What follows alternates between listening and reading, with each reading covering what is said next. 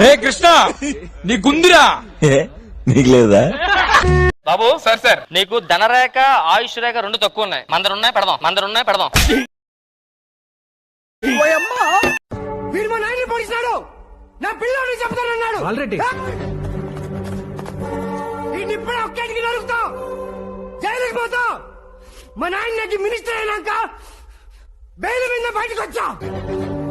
ఇంత టెన్షన్ లో ఏం రాదు సార్. పర్వాలేదు, వస్తుంది.